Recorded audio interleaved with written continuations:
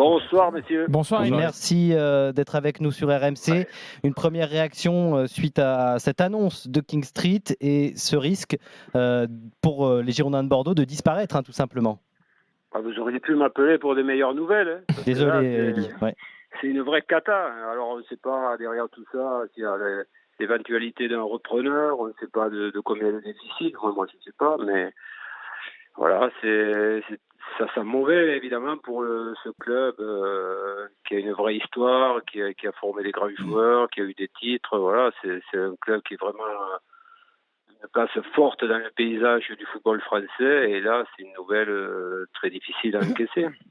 Vous ne y attendiez pas du tout, vu les derniers rebondissements à Bordeaux avec cette arrivée donc, de King Street? Non, vous savez, après, on ne sait jamais. C'est la mode actuellement de vendre à des fonds d'investissement, mais on ne sait jamais à qui on vend. La preuve, M6 a vendu sans trop savoir. Voilà, ils ont acheté le club, ils ont réinjecté de l'argent, mais le déficit continue. Et surtout, ce que je vois, c'est qu'il n'y a pas d'anticipation du travail, du terrain, quoi.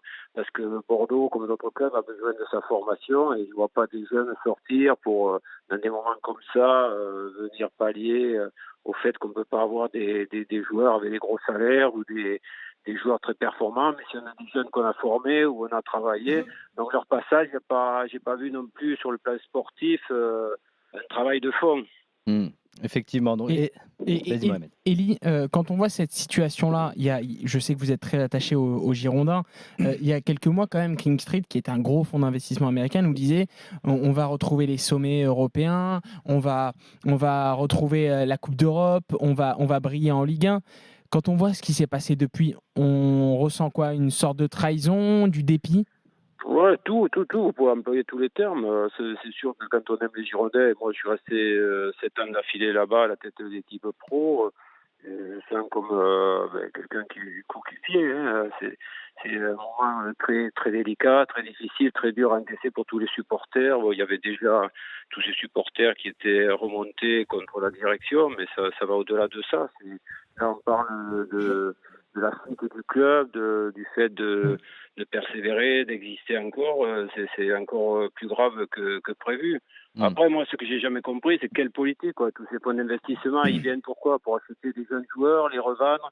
Mais le terrain où il est, le travail de construire, d'aller chercher des résultats, de former des jeunes, voilà, il faut se poser ces vraies questions. Là, toute la semaine, ça a été que des histoires d'argent. Là, vous ne parlez que d'argent, mais il faut replacer le football dans l'intérêt supérieur. Le football, c'est quoi? C'est le travail du terrain, c'est la formation des jeunes, c'est le recrutement adapté au projet du club, c'est avoir des vrais projets sportifs. Et on ne parle plus de tout ça. Vous seriez prêt à aider votre club d'une façon ou d'une autre? Comme tout le monde, comme quand Jean-Michel a voulu aider Saint-Etienne, a voulu revenir, ou d'autres clubs. Voilà, moi je suis prêt, bien sûr, à aider. On n'a pas fait appel à moi jusque-là.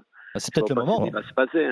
Le problème, c'est qu'on misait plus sur les gens qui ont fait de la GRS, de la gymnastique artistique. Toi, tu es dans le foot. Ça pose problème. Bon, merci beaucoup en tout cas, Eli Bope. Merci. Ouais. Merci beaucoup, Eli. Ça ira mieux, parce que j'ai envie de rigoler. T'es pas pressé, j'espère. On le souhaite pour les Girondins, en de tout cas. rigoler, d'être heureux. Bon, pas de problème. On a Julien Cazard. On rappellera, on y pensera. Club, voilà.